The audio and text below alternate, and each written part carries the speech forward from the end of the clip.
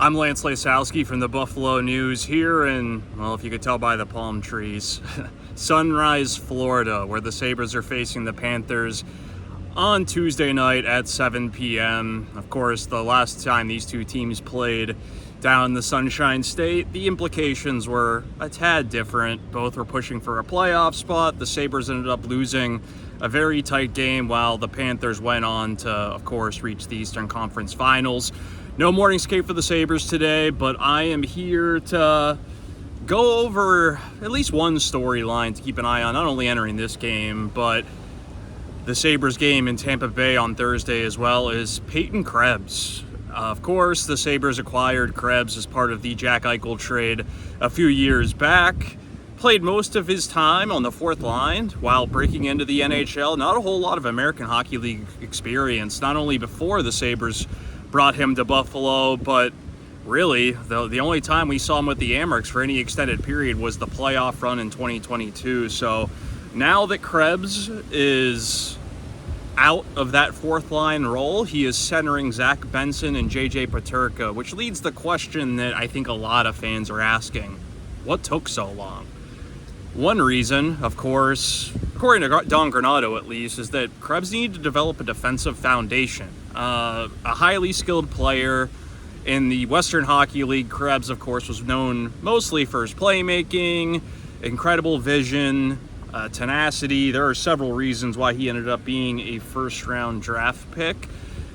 Well, now that he's spent quite a bit of time next to Kyle Okposo and Zemgus Girgensons, the Sabres thought now was the time to see what Krebs can do in more of a, we'll say, a scoring role. And I'm not just saying that because of his line mates, but because of opportunity. When you're with JJ Peterka and Zach Benson, you're going to be used in different situations. You're going to be facing different sorts of players than you would if you're playing with, for example, Kyle Okposo and Zemgus Girgensons.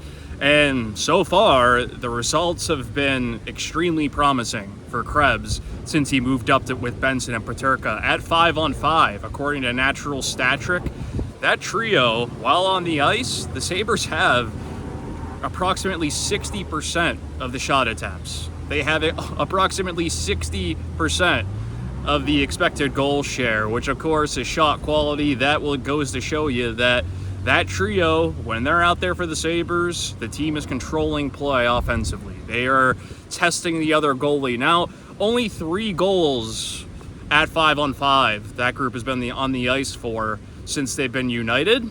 You'd want that number to be higher, especially since you're spending so much time in the offensive zone.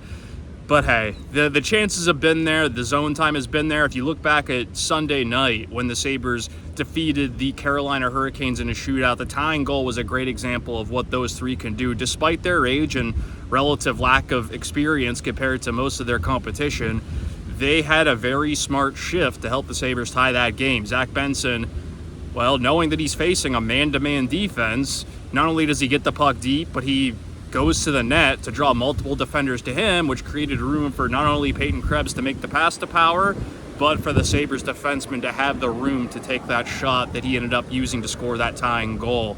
We'll see where this goes in terms of Peyton Krebs and how he's used. Is this an opportunity for the Sabres to evaluate him? He's a restricted free agent this summer.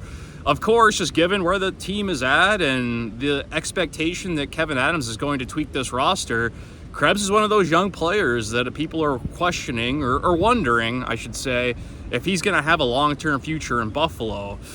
Well, he's shown the last few weeks that he's somebody the Sabres should consider keeping around. Unlike many of the prospects that we see in Rochester or across the globe, Krebs has done it in the NHL. The scoring hasn't been there quite yet, but there's no doubt that there's a good base there. He's talented, and he's an exceptional playmaker at a time when the Sabres need to evaluate what are they going to do with Casey Mittelstadt. Right now, Mittelstadt's on a line with Dylan Cousins. There's some flexibility there. It gives Mittelstadt a right-handed shot. Those two can take turns with the face-off, so you can pick your matchups a lot better. Those two have worked really well with Jordan Greenway so far, but is that sustainable? Or is that a line that we're going to see on the ice for the Sabres beyond this season? Mittelstadt, of course, is a restricted free agent.